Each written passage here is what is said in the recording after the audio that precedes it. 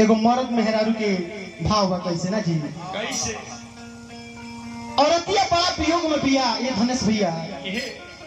और अपना पियो से कहतिया हाय हाय हाय ये राजा जी अरे बोला बोला हमार करी जा देखी उ पड़ोसी बेकार बा जावना से लगाव नहीं थे उ पड़ोसी बेकार बा जावना से लगाव नहीं थे और चूल बेकार बा जावना में टाव नहीं थे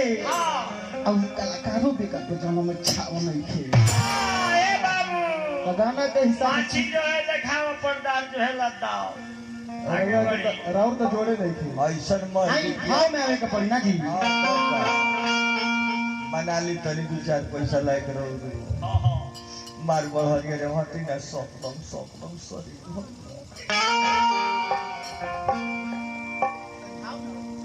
भाव में आई देखा तो जे कुहो मत पड़े वो अपन लल्ला चला दहिया लगी चटर चटर कर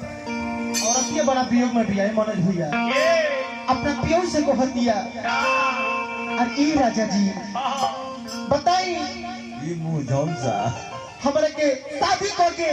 अपना घरे लिए बड़ी आज 10 साल हो गई हम 1 रुपया के तहत जानो तानी ये कुछ जानल हई पलंग जोन बात हमरा नहीं हरे पपे जी के दिहल ह हां हई जन अलमारी हई बा अलमारी सब हमर पापा जी के दिहल ह तब 1 रुपया हम जानो तानी इतना लगे कि लड़का वाला सब नहीं हरे के हम सब ना उ न हर के ना हो सर ई सौभाग्य बा कि हम तेज बन तो ई दुगो लइको हो गेल सर लेकिन एक तो तारे बस के बात नहीं थे कौन भाव में कैसे बात है भैया हो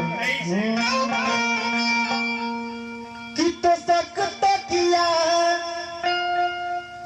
पलंग खटिया अरे नहीं हरे के रजो तो सकत किया और पलंग खटिया हर नई हरे के अरे अजिल राजा अरे सुख न जननी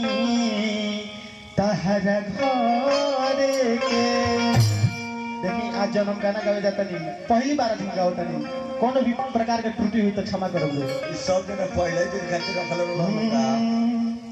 कि तो सकत किया पलंग खटिया नहीं हरे के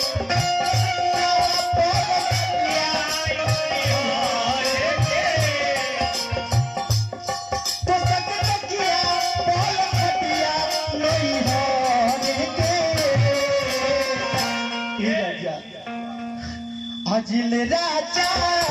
सुख न जननी कहा घर के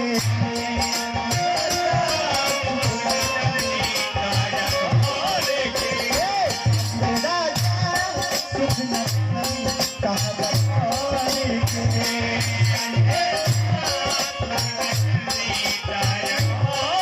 तो सकत किया पलंग खटिया नहीं हरे के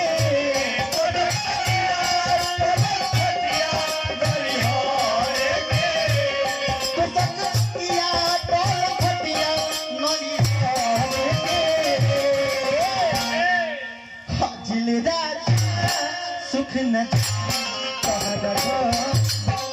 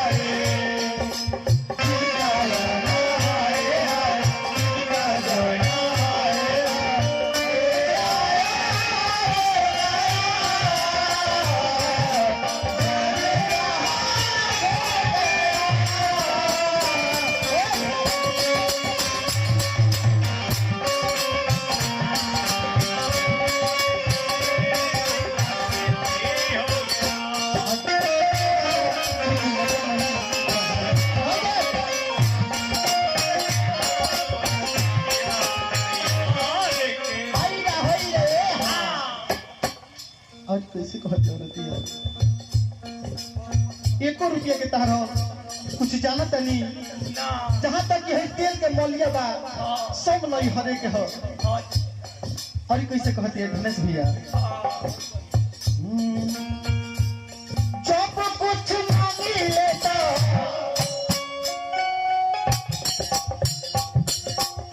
बोले रखी आई के